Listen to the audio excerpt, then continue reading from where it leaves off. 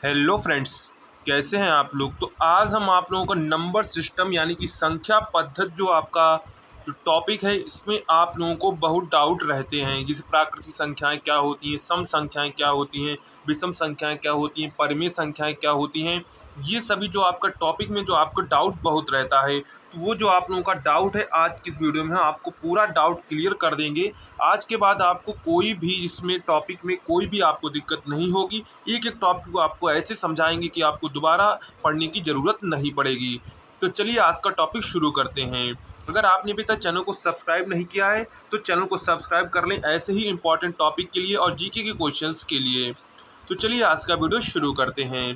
तो number system में आपके जो टॉपिक आते हैं, जैसे प्राकृतिक संख्याएं क्या होती हैं, विषम संख्याएं क्या होती हैं, भाज्य संख्याएं क्या होती हैं, अभाज्य संख्याएं क्या होती हैं, ये सभी टॉपिक आते हैं। तो इसमें हम आपका टॉपिक जो ये पार्ट 1 लेकर आए हैं, जिसमें आपके ये टॉपिक क्लियर करेंगे। इसके बाद जो इम्पोर्टेंट टॉपिक है वो अगले वीडियो में क्लियर करेंगे। तो सबसे पहला हमारा टॉपिक आ जाता है प्राकृतिक संख्याएं। क्या है? प्राकृतिक संख्याएं, जिसको इंग्लिश में कहते हैं नेचुरल नंबर। क्या कहते हैं? नेचुरल नंबर इसको इंग्लिश में कहते हैं। तो यहाँ पर नेचुरल नंबर की आपकी परिभाषा क्या बनेगी? वस्तुओं को गिनने के लिए जिन संख्याओं का प्रयोग किया जाता है उन संख्याओं को गणन संख्याएं या प्राकृतिक संख्याएं कहते हैं। तो इसका दूसरा नाम भी आप याद रखेंगे, इसका नाम गणन संख्याएं भी हैं, क्योंकि हम इससे गणना करते हैं। क्या करते हैं? गणना करते हैं। इसलिए ये संख्याएं क्या होती हैं? इन संख्याओं को हम गणन संख्याएं भी कहते हैं। तो आपको सीधे से याद रखना है जिनसे हम वस्तुएं गिनते हैं। तो वस्तुएं गिनने की शुरुआत क्या होती है? वस्तु 1 होती है, 2 होती है, 3 होती है। तो यहाँ पर वस्तुओं को गिनने के लिए जिन संख्याओं का प्रयोग करते हैं उन्हें वास्तविक यानी कि प्राकृतिक संख्याएं कहते हैं। तो ये आपको प्राकृतिक संख्या की डिफिनीशन आपको अच्छे से आ गई होगी। तो इसका उदाहरण क्या होगा? जैसे 1, 2, 3 वस्तुएं हो गई, 4 वस्तुएं हो गई, इस प्रकार आपकी अनंत तक ये जाती हैं। तो ये आपकी क्या हो जाएंगी? प्राकृतिक संख्याएं। जो 1 से शुरू होती है और अनंत तक जाती है उन्हें क्या कहते हैं? उन्हें कहते हैं नेचुरल नंबर यानी कि प्राकृतिक संख्याएं कहते हैं। तो ये आपको प्राकृतिक संख्याएं बिल्कुल अच्छे से समझ में आ गया होगा। अगर आपको टॉपिक अच्छे से क्लियर समझ में आ जाए तो आप कमेंट सेक्शन में ज़रूर बताइएगा कि आपको वीडियो कैसी लगी। इसके बाद हमारा दूसरा टॉपिक आता है पूर्णांक संख्याएं। क्या है? पूर्ण संख्याएं। क्या है? पूर्ण संख्याएं, जिन्हें क्या कहते हैं? जिन्हें कहते हैं होल नंबर। क्या कहते हैं? जिन्हें इंग्लिश में कहते हैं होल नंबर्स। तो इसमें क्या है? प्राकृतिक संख्याओं में क्या है? प्राकृतिक संख्याओं में शून्य को सम्मिलित करने पर, यानी कि जो हमारी प्राकृतिक संख्याएं होती हैं 1, 2, 3 गिनने की संख्या, उसमें अगर हम जीरो शामिल कर दें, क्या कर दें? जीरो शामिल कर दें, तो उन्हें हम क्या कहते हैं? तो उन्हें हम कहते हैं पूर्ण संख्याएं कहते हैं। क्या कहते हैं? पूर्ण संख्याएं कहते हैं। तो ये हो जाएगा जब हम प्राकृतिक संख्याओं में जीरो जोड़ देते हैं तो हमारी बन जाती हैं पूर्ण संख्याएं बन जाती हैं। क्या बन जाती हैं? पूर्ण संख्याएं बन जाती हैं। तो यहाँ पर हमारा क्या हो जाएगा? इसमें हम कर देंगे जीरो शामिल। तो 0, 1, 2, 3, 4, तो ये हो जाएंगी हमारी, क्या हो जाएंगी? पूर्ण संख्याएं हो जाएंगी यानी कि होल नंबर। अब देखिए आपसे क्वेश्चन कैसे बनता है। क्वेश्चन आपसे जनरल क्वेश्चन बनता है कि निम्न में से प्राकृतिक संख्या है। तो यहाँ पर देखिए निम्न की प्रथम प्राकृतिक संख्या, क्या प्रश्न बनेगा? प्रथम प्राकृतिक संख्या है, तो प्रथम प्राकृतिक संख्या आपकी क्या होगी? यहाँ पर 1 होगी। अब आपसे दूसरा प्रश्न पूछेगा प्रथम पूर्ण संख्या कौन सी है? क्या है? प्रथम पूर्ण संख्या कौन सी है? तो प्रथम पूर्ण संख्या क्या हो जाएगी? तो आपकी प्रथम पूर्ण संख्या हो जाएगी 0 हो जाएगी। क्या हो जाएगी? प्रथम पूर्ण संख्या आपकी 0 हो जाएगी। तो यहाँ पर उदाहरण आपको दिया गया है 0, 1, 2, 3, 4, 5, 6, 7, 8, 9, यहाँ पर अनंत तक इस प्रकार ये संख्याएं चली जाएंगी। तो ये आपकी हो जाएंगी पूर्ण संख्याएं हो जाएंगी। क्या हो जाएंगी? पूर्ण संख्या, जिसे इंग्लिश में कहते हैं होल नंबर। तो ये दोनों टॉपिक आपको अच्छे से समझ में आ गए होंगे। एक बार फिर से हम रिवीजन आपका कर देते हैं। प्राकृतिक संख्याएं क्या होती हैं? तो वे संख्याएं जिनसे हम वस्तुओं को गिनते हैं उन्हें कहते हैं प्राकृतिक संख्याएं, जैसे 1, 2, 3, 4, 5। और पूर्ण संख्याएं क्या हो? जब प्राकृतिक संख्याओं में क्या किया जाता है? प्राकृतिक संख्याओं में जब जीरो शामिल कर दिया जाता है तो उसे हम पूर्ण संख्याएं कहते हैं। इसके बाद नेक्स्ट टॉपिक है पूर्णांक संख्या यानी कि इंटीजर नंबर। क्या है? Integer number. क्या है? Integer number. तो इंटीजर में क्या होगा? इंटीजर में आपका क्या आ जाएगा? पूर्ण भी आ जाएगा और आपका प्राकृतिक भी शामिल हो जाएगा उसी में, और इसके बाद यहाँ पर आपकी जो माइनस वाली संख्याएं हैं वो भी शामिल हो जाएंगी। तो हमारी इसकी परिभाषा क्या बनी? प्राकृतिक संख्याओं में शून्य एवं ऋणात्मक संख्याओं को भी सम्मिलित करने पर जो संख्याएं प्राप्त होती हैं उन्हें पूर्णांक संख्याएं कहते हैं। तो यहाँ पर जो प्राकृतिक संख्याएं थी 0, 1, 2, 3, तो यहाँ पर जो ये पूर्ण संख्या है उसमें अगर -1, -2 इसमें जो ये संख्याएं शामिल कर दी हैं। तो यहाँ पर जो माइनस वाली संख्याएं हैं, प्लस वाली संख्या और उसमें जीरो भी शामिल कर लेते हैं, यानी कि जब तीनों को शामिल कर लेते हैं तो हमारा बनता है पूर्णांक संख्याएं। क्या बनती हैं? इंटीजर बनते हैं। क्या बनते हैं? इंटीजर बनते हैं। तो यहाँ पर पूर्णांक संख्याएं आपको समझ में आ गए। पूर्णांक संख्या क्या होती हैं? जिसमें प्राकृतिक, पूर्ण और इसमें ऋणात्मक संख्याएं भी शामिल हो जाती हैं, उसको हम लोग क्या कहते हैं? पूर्णांक संख्याएं कहते हैं। क्या कहते हैं? पूर्णांक संख्याएं कहते हैं, इंटीजर कहते हैं। तो ये आपकी हो जाएंगी पूर्णांक संख्याएं। इसके बाद नेक्स्ट टॉपिक हमारा आता है सम संख्याएं किन्हें कहते हैं, यानी कि इवन नंबर किसे कहते हैं। क्या इवन नंबर किसे कहते हैं? तो यहाँ पर देखिए, इवन नंबर वे संख्याएं जो दो से पूर्णतः विभाजित हो जाती हैं उन्हें सम संख्याएं कहते हैं। तो यहाँ पर वे सभी संख्याएं क्या हैं? वे सभी संख्याएं जो दो से डिविजिबल हैं। क्या है? वे सभी संख्याएं जो दो से डिविजिबल हैं। तो वो संख्याएं क्या हो जाएंगी? वो संख्याएं कहलाएंगी सम। जैसे 2 हो गई, 4 हो गई, 6 हो गई, 8 हो गई, ये सब क्या है? दो से डिविजिबल हैं। अगर इसका हम 2 से डिवाइड करें, यहाँ पर डिवाइड करेंगे तो 1 आएगा, यहाँ 2 आएगा, यहाँ 3 आएगा, यहाँ 4 आएगा। तो वे सभी संख्याएं जो दो से डिविजिबल हैं। और दो से डिविजिबल संख्याएं कौन सी होंगी? जो संख्या जिनके लास्ट में आएगा 0 आएगा, 2 आएगा, 4 आएगा, 6 आएगा, 8 आएगा, वो सभी संख्याएं क्या होंगी? वे सभी संख्याएं दो से डिविजिबल होंगी। तो यहाँ पर जो सम संख्याओं की आपकी डिफिनीशन क्या बनेगी? वे संख्याएं जो दो से पूर्णतः विभाजित हो जाती हैं उन्हें सम संख्याएं कहते हैं। इस प्रकार 2, 4, 8, 6, 26, 28, इस प्रकार ये आपकी अनंत तक चली जाती है, इनफाइनाइट तक चली जाती है। तो सबसे छोटी आपसे प्रश्न पूछा जाएगा, सबसे छोटी सम संख्या है, तो सबसे छोटी संख्या क्या है? 2 है। क्या है? 2 है। तो आपसे प्रश्न बनता है कि सबसे छोटी सम संख्या कौन सी है? तो सबसे छोटी आपकी सम संख्या क्या हो जाएगी? 2 हो जाएगी। सबसे छोटी सम संख्या 2 हो जाएगी। इसके बाद नेक्स्ट हमारा अगला टॉपिक आता है विषम संख्याएं। क्या है? विषम संख्याएं। तो कुछ लोगों को विषम और अभाज्य संख्या में डाउट रहता है, तो वो डाउट भी हम आपको क्लियर करेंगे। विषम संख्या और अभाज्य संख्या में क्या अंतर होता है? तो यहाँ पर देखिए, वे संख्याएं जो दो से पूर्णतः विभाजित नहीं होती हैं उन्हें विषम संख्याएं कहते हैं। यानी कि वे संख्याएं जो दो से डिविजिबल नहीं है। किससे डिविजिबल नहीं है? 2 से डिविजिबल नहीं है। और विषम संख्याओं इंग्लिश में क्या कहते हैं? ऑड नंबर कहते हैं। क्या कहते हैं? ऑड नंबर कहते हैं। यहाँ पर आपका हो जाएगा ऑड नंबर। तो वे संख्याएं जो 2 से डिविजिबल नहीं है। क्या है? जो संख्याएं 2 से डिविजिबल नहीं हैं उन्हें क्या कहते हैं? उन्हें कहते हैं विषम संख्याएं। जैसे आपका उदाहरण में 1, 3, 5, 7, 9, 11, 13, 15, तो ये सभी संख्याएं ये सभी संख्याएं जो हैं 2 से डिविजिबल नहीं है। किससे डिविजिबल नहीं है? 2 से डिविजिबल नहीं है। जिसका राइट आंसर आपका क्या हो जाएगा? तो यहाँ पर राइट आंसर होगा 1 से आपकी जो संख्याएं शुरू होंगी, 1, 3, 5, 11, 17, ये सभी क्या हैं? ये सभी आपकी विषम संख्याएं हैं। क्या है? विषम संख्याएं हैं। तो एक बार फिर से समझेंगे, विषम संख्याएं क्या है? जो संख्याएं 2 से पूरी नहीं कटती हैं वो सभी विषम संख्याएं हैं। और सम संख्याएं कौन सी है? वे सभी संख्याएं जो 2 से कट जाती हैं, जो 2 से कट जाती हैं वो क्या है? सम संख्याएं हैं। तो विषम और सम में आपको समझ में आ गया होगा। तो विषम में आपसे प्रश्न क्या पूछा जाता है? विषम में आपसे पूछा जाए सबसे छोटी विषम संख्या कौन सी है? तो सबसे छोटी विषम संख्या कौन सी है? 1 है। कौन सी है? 1 है। तो सबसे छोटी विषम संख्या कौन सी है? 1 है। ये आपसे ऑब्जेक्टिव में क्वेश्चन पूछा जाता है। इसके बाद नेक्स्ट क्वेश्चन आता है अभाज्य संख्याएं। क्या है? अभाज्य संख्याएं। और इसे इंग्लिश में क्या कहते हैं? इंग्लिश में इसे कहते हैं प्राइम नंबर। क्या कहते हैं? इसे इंग्लिश में कहते हैं प्राइम नंबर। तो यहाँ पर आप अभाज्य संख्या की परिभाषा आप समझेंगे और फिर हम आपको विषम में तुलना बताएंगे, इसमें इसकी तुलना क्या होती है। तो यहाँ पर देखिए, अभाज्य संख्याएं वे संख्याएं जो स्वयं और 1 के अतिरिक्त किसी भी संख्या से विभाजित ना हो उन्हें अभाज्य संख्याएं कहते हैं। जैसे 2, 3, 7, 11, 13, 17।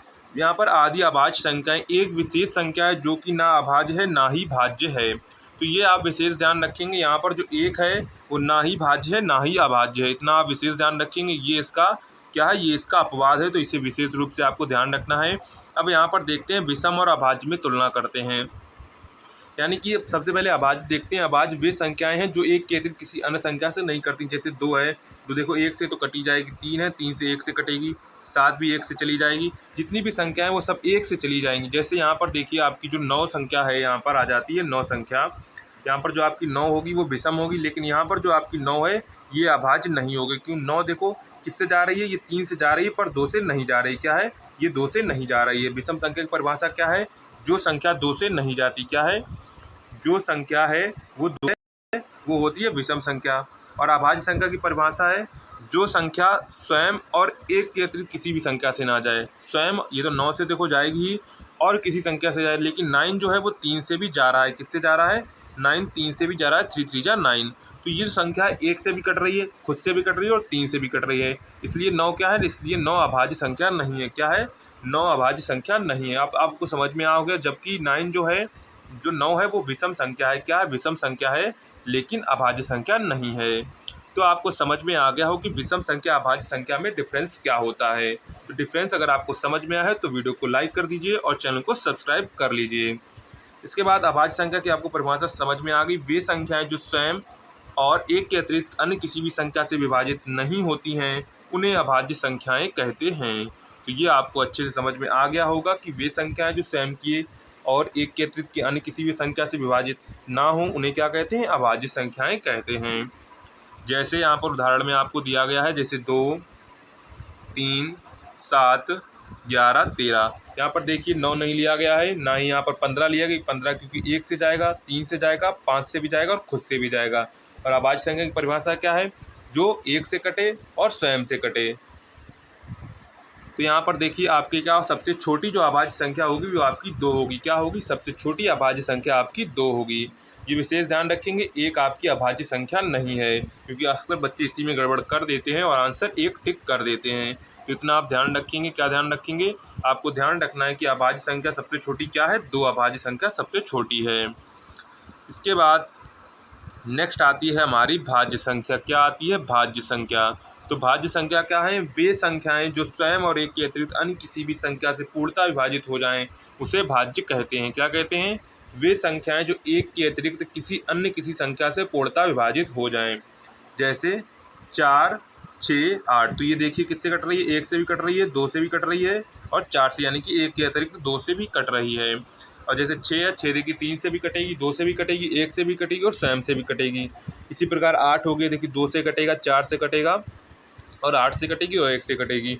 यहाँ पर परिभाषा की ओर देखेंगे, वे संख्याएं जो स्वयं 1 के अतिरिक्त किसी अन्य संख्या से पूर्णतः विभाजित हो जाती हैं, उसे क्या कहते हैं? उसे भाज्य संख्या कहते हैं। तो सबसे छोटी आपकी भाज्य संख्या क्या बनेगी? सबसे छोटी आपकी भाज्य संख्या बनेगी 4 बनेगी। क्या बनेगी? 4 आपकी सबसे छोटी भाज्य संख्या बनेगी। तो इस प्रकार आपके उदाहरण में लिखेंगे आप 4 6 8 9 10। ये जो टॉपिक है क्लास 10th में भी है और कम्पिटिटिव एग्जाम में भी आपसे इस टॉपिक से क्वेश्चन पूछे जाते हैं। ये आपका जनरल टॉपिक है, तो इसे आपको अच्छे से याद कर लेना है। तो ये आपकी भाज्य संख्या सबसे छोटी क्या हो जाएगी? सबसे छोटी भाज्य संख्या आपकी 4 हो जाएगी। इसके बाद आती है परिमेय संख्याएं। क्या होती हैं? परिमेय संख्याएं। इसे कहते हैं, इंग्लिश में कहते हैं रेशनल नंबर। क्या कहते हैं? रेशनल नंबर, इसे इंग्लिश में कहते हैं। तो परिमेय संख्या की डिफिनीशन क्या बनेगी? तो वे संख्याएं जिन्हें P/Q के रूप में लिखा जा सके। क्या है? P/Q के रूप में लिखा जा सके, परिमेय संख्याएं कहलाती। जहां P और Q पूर्णांक दोनों पूर्णांक हैं, लेकिन Q कभी शून्य ना हो। यानी कि जो यहाँ पर P/Q के रूप में लिखा जा सके और जो Q है वो डज नॉट इक्वल टू 0 होना चाहिए। अगर यहाँ पर 0 मान हो जाएगा तो ये ऊपर वाली वैल्यू इनफाइनाइट हो जाएगी। क्या हो जाएगी? इनफाइनाइट हो जाएगी। क्योंकि आपको पता होगा, अगर किसी संख्या, यानी मान लीजिए 12 लिखा है, इसकी अगर 0 डिवाइड करते हैं तो सदैव उत्तर इनफाइनाइट आता है। क्या आता है? इनफाइनाइट आता है। तो यहाँ पर ध्यान रखेंगे, वे संख्या जिन्हें P/Q के रूप में लिखा जा सके परिमेय संख्याएं कहलाती हैं, जहाँ P और Q दोनों पूर्णांक हों लेकिन Q कभी शून्य ना हो। तो यहाँ पर जैसे उदाहरण में बचेगा 4 है, 4 के नीचे 1 लिखा है तो ये P/Q के रूप में है। जैसे 3/4 हो गई। तो इस टाइप की आपसे हो जाएंगी। वे संख्याएं जिन्हें P/Q के रूप में लिखा जा सके परिमेय संख्याएं कहलाती हैं, जहां P और Q जो दोनों पूर्णांक हो लेकिन Q जो है वो कभी भी 0 नहीं होना चाहिए। Q does not equal to 0 होना चाहिए। तो परिमेय संख्याएं आपकी हो जाएंगी। तो इतना आप ध्यान रखेंगे, परिमेय संख्याएं क्या होती हैं? जिन्हें P/Q के रूप में लिखा जा सके और जो आपका Q है डज नॉट इक्वल टू 0 होना चाहिए। क्या है? Q does not equal to 0 होना चाहिए। तो इतना आप ध्यान रखेंगे। इसके बाद हमारा नेक्स्ट टॉपिक आ जाता है। नेक्स्ट टॉपिक है परिमेय संख्याएं। क्या है? नेक्स्ट टॉपिक है हमारा अपरिमेय संख्याएं। क्या है? नेक्स्ट टॉपिक हमारा है अपरिमेय संख्या, यानी कि इररेशनल नंबर। इसे इंग्लिश में क्या कहते हैं? इंग्लिश में इसे कहते हैं इररेशनल नंबर। क्या कहते हैं? इररेशनल नंबर कहते हैं। तो यहाँ पर इसकी परिभाषा क्या बनेगी? इसकी परिभाषा आपकी बनेगी वे संख्याएं जिन्हें p बटे q के रूप में ना लिखा जा सके अपरिमेय संख्याएं कहलाती हैं, जहां p और q दोनों पूर्णांक हों लेकिन q कभी भी शून्य ना हो। तो यहाँ पर यानी कि वे संख्याएं जिन्हें p बटे q के रूप में नहीं लिखा जा सकता। क्या? जिन्हें p बटे q के रूप में नहीं लिखा जा सकता। जैसे यहाँ पर √3 है, तो √3 और जितनी भी आप इतना ध्यान रखिए, जितनी भी √3 के अंदर संख्या यानी कि जो संख्या रूट के अंदर होंगी, क्या होंगी? जो संख्या रूट के अंदर होंगी वो सभी क्या होंगी? वो सभी अपरिमेय संख्याएं होंगी। और जो अपरिमेय संख्याएं वो भी होंगी जिनका जो दशमलव प्रसार है वो क्या है? अनवसानी क्या आता हो? अनवसानी अनावृत्ति हो, यानी कि जो उनका दशमलव प्रसार करें तो कभी भी दशमलव प्रसार शांत ना हो, ऐसा ही चलता रहे। क्या? अनवसानी अनावृत्ति। अवसानी आवृत्ति हो तो अपरिमेय संख्याएं होंगी, अगर अवसानी अनावृत्ति है तो अपरिमेय संख्याएं होंगी, अगर अनवसानी आवृत्ति है तो परिमेय संख्याएं होंगी।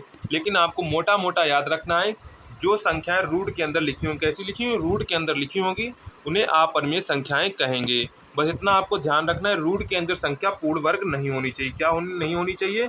पूर्ण वर्ग नहीं होनी चाहिए। क्या नहीं होनी चाहिए? पूर्ण वर्ग नहीं होनी चाहिए। पूर्ण वर्ग का मतलब क्या है? पूर्ण वर्ग का मतलब है जैसे 16 पूर्ण वर्ग है, 9 पूर्ण वर्ग है, 25 पूर्ण वर्ग है, 36 पूर्ण वर्ग है, यानी कि वो संख्याएं किसी का वर्ग नहीं होना चाहिए। इतना ध्यान रखिए, अगर वर्ग होंगी तो वो संख्याएं उससे बाहर निकल के आ जाएंगी। तो इतना ध्यान रखेंगे आप कि वे सभी संख्याएं जो रूट के अंदर हैं और जो रूट के अंदर संख्या लिखी है वो पूर्ण वर्ग नहीं होनी चाहिए। तो वे सभी संख्याएं आपकी क्या होंगी? अपरिमेय संख्याएं होंगी। क्या होंगी? अपरिमेय संख्याएं होंगी।